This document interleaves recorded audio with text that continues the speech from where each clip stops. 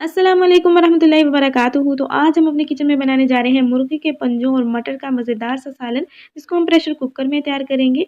मुर्गी के पंजों का नाम सुनते ही लोग कराहत फ़ील करने लग जाते हैं और आपके दिलो दिमाग में भी बहुत ज़्यादा डाउट होंगे मुर्गी के पंजों को लेके। तो मैं कोशिश करूँगी कि आज की वीडियो में आपके सारे डाउट मैं क्लियर कर दूँ और आप भी हेल्दी से मुर्गी के पंजे खाना स्टार्ट कर दें। तो मुर्गी के पंजों और मटर का सालन बनाने के लिए मैंने ऑयल प्रेशर कुकर में डाला था 1/4 कप। जैसे ही ऑयल गर्म हो गया, मैंने इसके अंदर 1 खाने का चम्मच साबुत गरम मसाला ऐड किया है। जैसे ही गरम मसाला हल्का-सा फ्राई हो गया है, तो मैंने इसके अंदर 2 मीडियम साइज़ के बारीक स्लाइसेस में कटे हुए प्याज़ ऐड कर दिए हैं। तो प्याज़ ऐड करने के बाद हम प्याज़ों को लाइट सा फ्राई होने देंगे। ज़्यादा भी हम इनको फ्राई नहीं करेंगे, हल्का-सा गोल्डन सा कलर लेके आएँगे। इससे पहले भी मैं मुर्गी के पंजों की रेसिपीज़ अपने चैनल पर डाल चुकी हूँ, अगर आपने अभी तक वो वॉच नहीं की है, तो वो भी वॉच कीजिएगा। आज की रेसिपी हम उससे बिल्कुल डिफरेंट बना रहे हैं। बेसिकली इस वीडियो में मैं आपके जो डाउट है वो क्लियर करना चाह रही हूँ, जो मुर्गी के पंजों को लेके है आपके ज़हन में, क्योंकि मुझे कमेंट आ रहे होते हैं, तो मैंने कहा इस वीडियो में मैं आपके सारे डाउट क्लियर कर देती हूँ। तो यहाँ पे हमारे प्याज़ फ्राई हो गए थे, तो मैंने 1 खाने का चम्मच लहसुन और अदरक का पेस्ट ऐड किया है। 1 मिनट के लिए हमने लहसुन और अदरक के पेस्ट को फ्राई कर लिया है, कच्चापन उसका ख़त्म हो गया, तो हम इसके अंदर डाल देंगे 2 दर्जन मुर्गी के पंजे, जिसको मैंने अच्छे से साफ़ कर लिया है। इसकी ऊपर वाली स्किन को मैंने जला के उतार दिया है, नाखून को अच्छे से काट दिया है। 2 तरीकों से पंजे साफ़ होते हैं, खोलते हुए पानी में आप इनको साफ़ कर सकते हैं या आग के ऊपर आप इनको जला के इनको अच्छे से साफ़ कर सकते हैं। तो जो मेथड आपको ईज़ी लगे आप उस मेथड से इसको साफ़ कर सकते हैं। तो यहाँ पे मैंने थोड़ा-सा नमक इसके अंदर डाला है, नमक ऐड करने के बाद हम इसकी भुनाई करेंगे 4 से 5 मिनट के लिए हाई फ्लेम पे।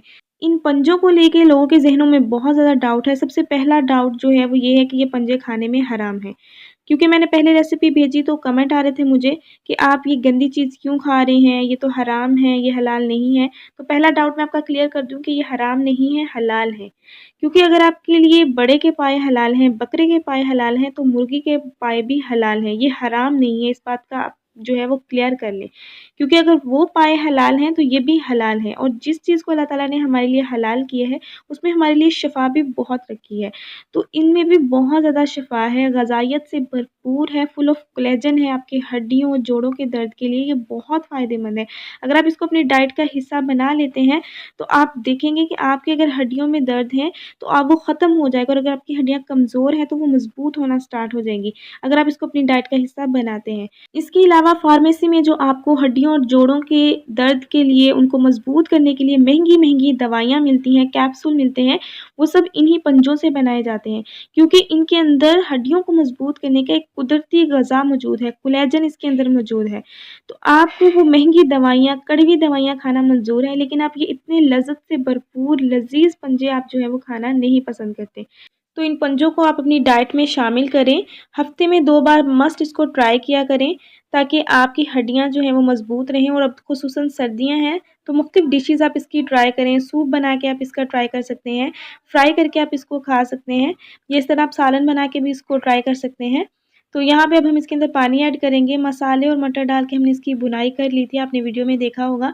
और अब हम इसके अंदर पानी ऐड करेंगे, पानी ऐड करके हम इसको अच्छे से मिक्स करेंगे। हमें इनको गलाना भी है और इनको हमने शोरबा भी रखना है इसके अंदर थोड़ा-सा। तो मिक्स किया है, उबाल आने देते हैं अच्छे से। उबाल आना स्टार्ट हो गया है, तो अब हम इसको कवर कर देंगे। अगर उबाल आने के बाद हम कवर करके वेट लगाएँ, तो स्टीम जल्दी जमा हो जाती है। तो वेट लगा देंगे और 10 मिनट के लिए हम हाई फ्लेम पे इसको वेट लगाएँगे। याद रहे कि टाइम आपने वेट हिलने के बाद नोट करना है। 10 मिनट हो चुके हैं, यहाँ पे वेट को हिलते हुए फ्लेम को हम ऑफ करेंगे, वेट उठाएँगे और सारी स्टीम को हम निकालने देते हैं।